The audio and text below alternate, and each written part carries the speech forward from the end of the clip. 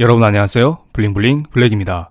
요 며칠 사이 한국 증시가 바닥을 찍고 급속도로 상승 중입니다. 여러분 계좌는 한결 괜찮아지셨나요? 그래도 많은 분들께서 아직 미국 주식이 오른 것 대비 한국 주식은 덜 올랐다. 난 아직 목마르다. I'm still hungry를 외치실 거라 봅니다. 저 역시 아직 목이 많이 마릅니다. 그래서 예전에는 물을 하루에 2리터씩 마셨는데 요즘에는 1리터만 마시고 있습니다. 한 고비는 넘겼다는 것이죠. 그럼 이제 많은 분들이 한국 주식 이제 가는 거냐? V자 반등은 언제 하냐? 미국 주식처럼 우리도 언제 날아오르냐?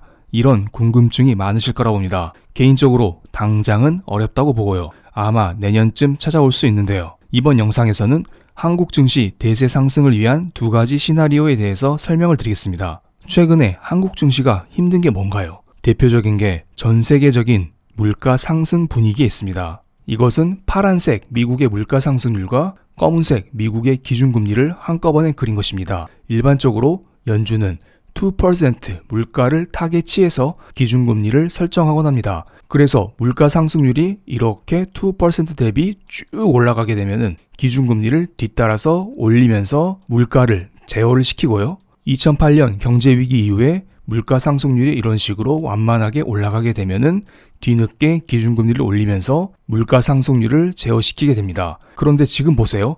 지금은 물가 상승률이 6.2%까지 올라갔습니다. 그럼 당연히 사람들은 연준에서 기준금리를 뒤따라 올릴 것이다. 이런 생각을 할 수밖에 없을 거라 봅니다. 물가가 올라가면 금리를 올릴 수밖에 없고 금리 인상은 즉 조달금리 상승을 불러오기 때문에 증시 역시 조정을 줄 수밖에 없습니다. 쉽게 설명드리면 기준금리가 5%까지 올라가게 되면 사람들은 주식할 필요도 없어요. 그냥 은행에 예금을 딱 들어놓으면 따박따박 은행이자가 충분히 나올 텐데 굳이 위험을 감수하면서 주식 투자를 할 필요가 없겠죠. 그래서 제가 물가 상승에 대해서 M포털 사이트에서 검색을 해봤습니다.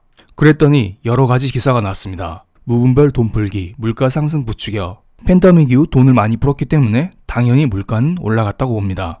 맨 마지막 기사를 보겠습니다. 지금까지는 예고편, 글로벌 공급난의 물가 위기 본격. 팬데믹 이후 공장이 셧다운되고 특히 최근에는 중국에서 전력난 이슈 때문에 공장을 돌리지 못하고 있습니다. 중국은 세계의 공장이라고 하죠. 이렇게 중국에서 전력난 이슈 때문에 공장을 돌리지 못하니까 중국의 물건 가격이 오르게 되고 이렇게 올라간 물건의 가격, 이것을 기반으로 전 세계에 수출이 되기 때문에 전 세계적으로 물가가 올라간 게 아닌가 이런 생각을 하고 있습니다. 이것은 지난 영상에서 설명드렸던 건데 중국은 세계 최대의 생산국이고 미국은 세계 최대의 소비국입니다. 그래서 제가 전 세계 물가를 체크하기 위해서는 중국에서는 생산자 물가지수, 미국에서는 소비자 물가지수를 지속적으로 모니터링할 필요가 있다고 말씀을 드렸었고요. 그런데 지금 중국의 생산자 물가 지수를 보면 지속적으로 상승하고 있습니다. 도무지 가라앉을 기미가 보이지 않아요. 만약에 이런 식으로 중국의 생산자 물가 지수가 지속적으로 올라가게 되면 이게 바로 스태그플레이션입니다. 중국도 이것을 원하지 않아요. 이렇게 되면 전 세계뿐만 아니라 중국 역시 물가 상승으로 인한 경기 침체를 맞이할 수 있기 때문이죠. 그래서 중국도 지속적으로 물가를 진정시키려고 노력 중입니다. 그중 하나가 몇 가지 있습니다. 최근에 중국에서는 탈탄소 정책을 펼치면서 신재생 에너지로 전환을 준비하고 있습니다. 이 그래프는 전월 대비 중국의 석탄 생산량입니다. 올해부터 중국은 지속적으로 석탄 생산을 줄이고 있었습니다. 신재생 에너지로의 전환을 준비하기 위함이죠. 그런데 말이죠. 이렇게 석탄 생산을 줄이니까 석탄 가격이 올라가면서 중국의 공장이 멈추게 되었습니다. 물론 여기에서는 호주와의 외교 분쟁도 크게 한몫하고 있다고 보고요. 그런데 최근 잘 보세요. 10월달 중국의 석탄 생산량이 전월 대비 4%나 증가했습니다. 올해 들어서 가장 높은 상승률입니다. 그만큼 중국은 전력난 해소에 급하다. 석탄 억제 봉인을 풀었다. 이렇게 말씀드릴 수가 있습니다.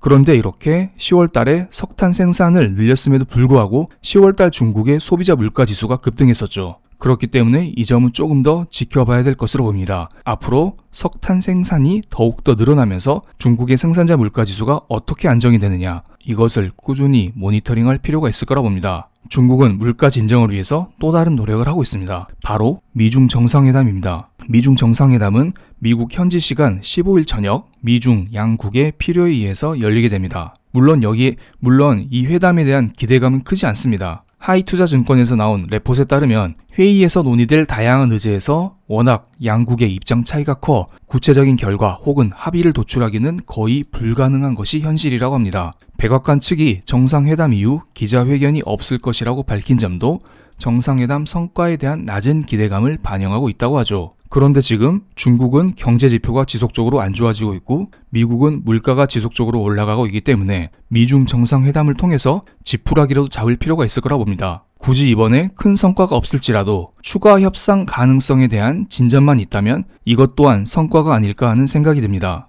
미국과 중국, 양국 간의 정상회담이 필요한 것은 중국뿐만 아닙니다. 2018년 9월 달에 미국에서 대중 제품의 고율 관세 부과 이후에 미국 소비자 물가 중 내구재 항목 물가 지수가 큰 폭으로 상승했습니다. 코로나가 터지기 전입니다. 연준에서 돈을 미친 듯이 풀기 전에 이미 미국의 물가가 조금씩 올라가고 있었다는 것입니다. 옐런 재무장관도 이런 말을 했었습니다. 미국의 고율 관세가 없어져야 미국의 물가 문제가 어느 정도 해결될 수 있다고요. 그렇기 때문에 미중 양국은 미중 정상회담을 통해서 미국의 대중 관세를 점진적으로 철폐시켜서 미국의 물가를 진정시킬 필요성이 있습니다. 이런 식으로 물가가 진정이 되면은 미국의 금리 인상 가능성이 조금씩 감소가 되겠죠. 그리고 물가가 진정되면 중국의 경기 회복 또한 나올 수 있고요. 또한 한국의 경제는 중국 경제와 큰 연관이 있기 때문에 이렇게 되면 한국 증시의 안도 랠리가 나올 수 있을 거라 봅니다. 바로 증시 상승의 첫 번째 시나리오, 금리 인상 가능성이 후퇴하는 것입니다. 이런 흐름에서는 성장주가 강세를 보일 가능성이 큽니다. 아무래도 물가가 진정이 되면 금리 인상 가능성이 낮아지면서 기업들의 조달 금리가 낮아지기 때문에 자금을 많이 땡겨야 되는 성장주들에게 유리할 것으로 보입니다. 그렇기 때문에 제가 지속적으로 강조를 드립니다. 지금부터 금리 인상 가능성이 후퇴되는 구간까지는 성장주 위주의 투자를 지속할 필요가 있다고요. 저는 여전히 지금은 글로벌 성장이 잘 나오지 않고 성장이 귀한 시대라 봅니다. 그렇기 때문에 성장주가 더더욱 중요할 거라 보고요. 그럼 이번에는 증시 상승을 위한 두 번째 시나리오를 설명드리겠습니다. 그 전에 미국의 S&P 500 지수와 한국의 코스피 지수를 한꺼번에 보면서 설명드리겠습니다. 위쪽은 미국의 S&P 500 지수 차트이고 아래쪽은 코스피 지수 차트입니다. 빨간색이 연준에서 2013년 중반에 테이퍼링을 언급했던 시기이고 검은색 선이 2014년 1월달 테이퍼링을 실제로 시작했었던 시기입니다. 그리고 초록색 선이 2015년 12월 미국에서 금리 인상을 시작했었던 시기입니다. 이 세 가지 시기별로 미국과 한국 주식 흐름을 자세히 보겠습니다. 테이퍼링을 언급하고 테이퍼링을 시작할 때 미국 주식은 꾸준히 오르기 시작했습니다. 그런데 한국 주식을 잘 볼까요? 한국 주식은 테이퍼링을 언급하고 테이퍼링을 시작하자 계속 바닥을 기고 있습니다. 정확히 말씀드리면 박스권 횡보를 지속하고 있습니다.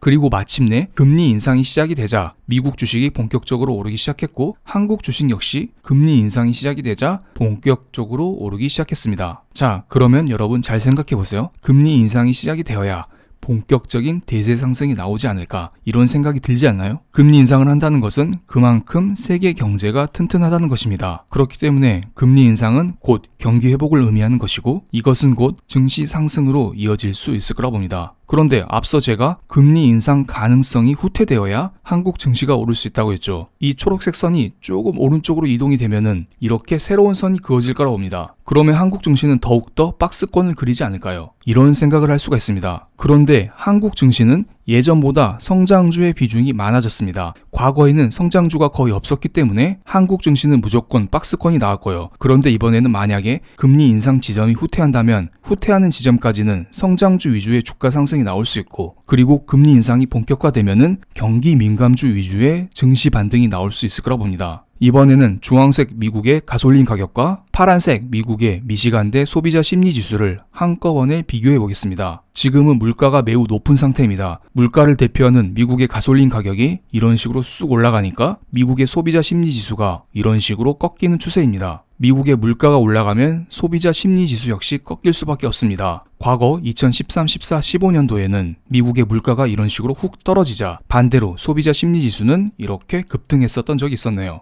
그럼 이렇게 생각을 해볼 수가 있습니다. 앞으로 미국에서 그래서 물가 진정이 나와야 소비자 심리 지수가 올라가면서 경기 회복이 나타날 수 있다고요. 그리고 이렇게 소비자 심리 지수가 회복이 되어야 미국의 기준금리 인상 또한 나올 수가 있습니다. 이것은 파란색 미국의 미시간대 소비자 심리 지수, 검은색 미국의 기준금리를 한꺼번에 그린 것입니다. 과거에도 잘 보시면은 소비자 심리 지수가 이렇게 회복이 된 이후 기준금리 인상이 나왔고 2008년 경제 위기 이후에 소비자 심리 지수가 V자로 쭉 반등하자 미국에서 기준금리를 이런 식으로 인상을 했습니다. 그런데 지금은 소비자 심리 지수가 바닥을 쳐받고 있죠. 향후 미국의 소비자 심리 지수의 반등이 꼭 나와야만 미국에서는 기준금리가 올라가고 이것은 곧 경기 회복을 의미하기 때문에 증시의 대세 상승이 나올 수 있지 않을까 이런 생각을 하고 있습니다. 물론 제 이야기는 모두 시나리오에 불과합니다. 그렇기 때문에 참고만 해주시면 감사하겠습니다. 물론 이런 시나리오가 다 들어맞지 않을 수도 있습니다. 왜냐하면 제가 설명드린 시나리오는 어찌됐든 한국 주식은 오른다는 것입니다. 그런데 만약에 중국에서 생산자 물가 지수가 지속적으로 오르고 전 세계적인 물가 지수가 지속적으로 오르게 되면 한국 증시는 지금의 자리가 오히려 고평가 자리일 수가 있습니다. 그렇기 때문에 물가 상승이 몇 년 갈 것 같다 이런 생각이 드시면 지금이라도 주식을 파는 게 맞을 거라고 봅니다. 오늘 영상은 여기에서 마무리하겠습니다. 감사합니다.